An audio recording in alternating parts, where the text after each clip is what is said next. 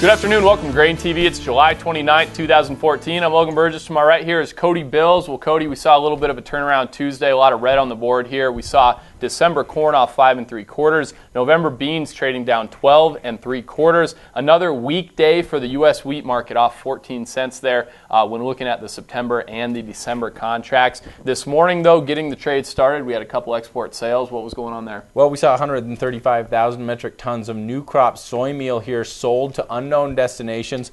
We also saw about 147,000 metric tons of corn here sold to Colombia for the new crop. Those were both very positive. But when you look at soybeans, I know it's very interesting. Yesterday we had a nice strong day for soybeans. Today we drifted a little bit lower. I wouldn't be surprised if some producers took advantage, kind of sold into some of this, and one of the reasons why we traded lower. But it is very hard to kind of work through this kind of whipsawing price action. But let's just kind of break it down. You know, when you look at the hourly chart, you'll notice that the trend here on the hourly chart is still higher.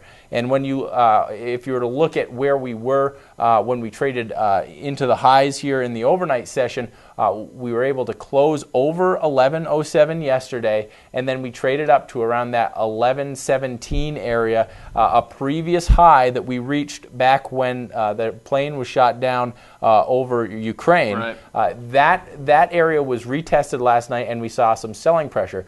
I still think this trend, the short-term trend, is going higher. I wouldn't be surprised tomorrow if we're able to trade over $11. However, if we continue to get selling pressure and we start cupping back over the lows and this trend breaks, I would start to be nervous that we could be susceptible to another leg down here. Yeah, kind of the next stop here for the bean market, I think, would be Thursday. We are going to be getting export sales, and over the last couple weeks here, we've seen very good sales of U.S. corn and soybeans. Certainly looks like lower prices are spurring some demand on the international front. Looking at corn demand, though, we are going to be getting ethanol numbers out tomorrow. And let's kind of revisit this chart that we showed last week on GrainTV. This shows weekly ethanol production going back to 2011. And you can see here the purple line is what we're seeing this year. And we're kind of bucking the seasonal trend that we tend to see with ethanol production sliding lower into July and into August. Last week we saw a very strong weekly figure. Wouldn't be surprised to see another one tomorrow. We know that sagging corn prices have really helped out ethanol margins.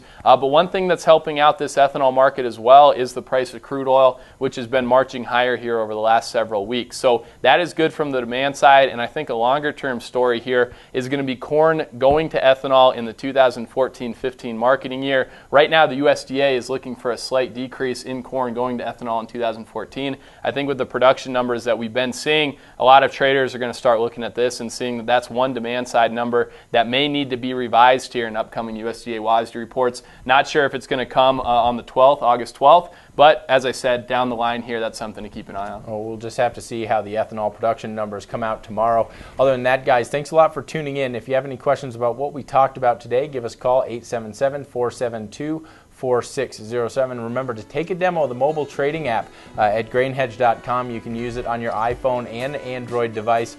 So that is a very powerful feature for producers that are out in the field and on the go. We'll see you here tomorrow.